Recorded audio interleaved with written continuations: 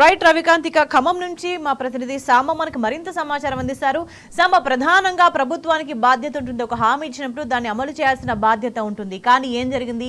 రాజ్య యువ వికాసం పేరుతోనంటే 2 నెలల నుంచి కూడా వాళ్ళు ఊదరగొట్టి ప్రచారం చేసుకున్నారు, ఒక డేట్ పెట్టుకున్నారు, కానీ అమలుకు సంబంధించి చూసరికి సాకులు చెప్తున్నారు. అంటే ఈ దేనికి సంబంధించినా సరే ప్రభుత్వం ప్రజలకు ఏదైనా చేయాలి అనే వచ్చినప్పుడు అడుగడుగునా అడ్డంకులు సృష్టించడం ద్వారా ఆ పథకం అమలు కాకుండా చేసే కుట్ర ఏమైనా జరుగుతుందా? ఇదంతా కూడా వ్యూహాత్మకంగానే జరుగుతుందా?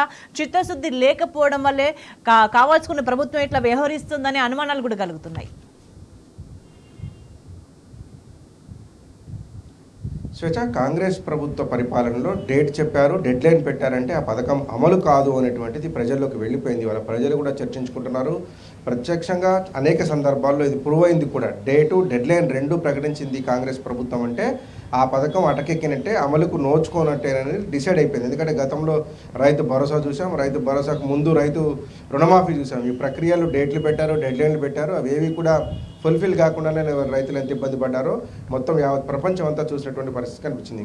ఇక రాజీవ్ యువ వికాసానికి సంబంధించినటువంటి ఒక లోపభూయిష్టమైనటువంటి పథకాన్ని తీసుకొచ్చారు. దీనికి సంబంధించినటువంటి లోతుగా చూస్తే కనుక ఎన్నికలకు ముందు యువతను పెద్ద ఎత్తున నిరుద్యోగులను యువతను రెచ్చగొట్టి బీఆర్ఎస్ ప్రభుత్వానికి వ్యతిరేకంగా ప్రచారం చేయించేటువంటి నాటి కాంగ్రెస్ ప్రభుత్వ పెద్దలు 2 ప్రధానమైనటువంటి హామీలు ఇచ్చారు. ఒకటి 2 లక్షల ఉద్యోగాలు ఇస్తామని, తర్వాత నిరుద్యోగ భృతి ఇస్తామంటూ ప్రకటనలు గుప్పించి హామీలు ఇచ్చి ఓట్లు దండుకున్నారు. ఆ తర్వాత అసలు మేము నిరుద్యోగ భృతి ఇస్తామని అనలేదు అంటూ సాక్షాత్తు అసెంబ్లీలోనే సత్యదూరమైనటువంటి మాటలు మాట్లాడి ఆ నిరుద్యోగ భృతి అంశాన్ని అటకెక్కించారు. దాని తర్వాత కేసీఆర్ ఇచ్చినటువంటి 30-40 వేల ఉద్యోగాలను తమ ఖాతాలో వేసుకునేటువంటి ప్రయత్నం చేస్తూ 60,000 ఉద్యోగాలు ఇప్పటివరకు మేము ఇచ్చామని చెప్తున్నప్పటికీ కూడా ముఖ్యంగా యువతలో ఈ ప్రభుత్వం మీద వ్యతిరేకత వస్తున్నటువంటి అంశాన్ని గమనించినటువంటి కాంగ్రెస్ ప్రభుత్వ పెద్దలు యువ వికాసం పేరుతో, రాజీవ్ యువ వికాసం పేరుతో ఒక పథకాన్ని లాంచ్ చేసేటువంటి ప్రయత్నం చేసినట్టుగా కనిపించింది.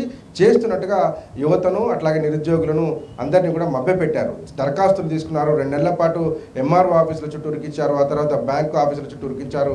దరఖాస్తు కోసం మీ సేవా కేంద్రాల చుట్టూ తిరిగి దాదాపు 2 నెలలు కష్టపడి ఇగొస్తుంది అగొస్తుంది అని ఎదురు చూస్తున్న సమయంలో సావు కబురు చల్లగా చెప్పారు. ఒక షెడ్యూల్ ప్రకటించారు. నిజంగానే లాంచ్ చేసినంత పనిచేశారు. జూన్ 2 నుంచి జూన్ 9 వరకు మంజూరు చేసినటువంటి పథకాల సంబంధించినటువంటి ధృవీకరణ పత్రాలు ఇస్తామని, 10-11 తేదీల నుంచి 15 వరకు వాళ్ళందరికీ ట్రైనింగ్ కల్పిస్తామని, ఎవరికైతే ట్రైనింగ్ సెంటర్ పూర్తి అవుతున్న వారికి జూన్ 16 నుంచి ఖచ్చితంగా వాళ్ళందరికీ ఈ ఎవరైతే లబ్ధిదారులనో వారి యొక్క యూనిట్ లాంచింగ్ ప్రోగ్రామ్ స్టార్ట్ చేస్తామని గొప్పగా ప్రకటించారు. కానీ అమలులో మాత్రం అంశాన్ని మర్చిపోయారు. ఇప్పటి వరకు ఒక్కకు యువ వికాసానికి సంబంధించినటువంటి ఒక్క లోన్ కూడా ఇవ్వలేదు. 50,000 లక్ష రూపాయల లోన్లు ఇస్తామన్నారు. 6,200 కోట్ల రూపాయల దాకా ఈ పథకానికి ఖర్చు పెడతామన్నారు. ఒక పక్క డబ్బులు లేవు, రాష్ట్రం దివాలా తీసిందని ముఖ్యమంత్రి చెప్తాడు. మరోపక్క సంపద సృష్టిస్తున్నాం, పేదలకు పంచుతున్నాం అంటూ ఆర్థిక మంత్రి చెప్తాడు. ఇంకో పక్క డబ్బులు లేవు మహాప్రభు అంటూ మిగతా మంత్రులు చెప్తున్నటువంటి పరిస్థితి. మరి యువ వికాసానికి డబ్బులు ఎక్కడ తీసుకొస్తారు, ఎందుకు యువతను మభ్యపెడుతున్నారు అనే అంశం మీద ఈ ప్రభుత్వానికి స్పష్టత లేదు. దాంతోపాటు యువకులను కూడా పెద్ద ఎత్తున మోసం చేసినటువంటి కనపడుతోంది. దాదాపు 16-17 లక్షల మంది తాము అభ్యర్థించుకున్నారు. ఈ పథకం వస్తుందన్నటువంటి నమ్మకంతో దరఖాస్తు చేసుకున్నారు. దరఖాస్తులు అయితే తీసుకుంటున్నారు తప్ప వాటి ఇప్పటివరకు ప్రక్షాళన చేసినటువంటి పాపాన పోలేదు. ఇప్పుడు రేషన్ కార్డులు చూస్తే కూడా ఇందిరమ్మ పాలన పేరుతో తీసుకున్న దరఖాస్తులకు దిక్కు లేకుండా పోయింది. దాంతోపాటు ఏదైతే ఇందిరమ్మ ఇల్లు ఇస్తామని చెప్పి తీసుకున్నటువంటి దరఖాస్తులు కూడా ఇప్పటివరకు మోక్షం లేదు.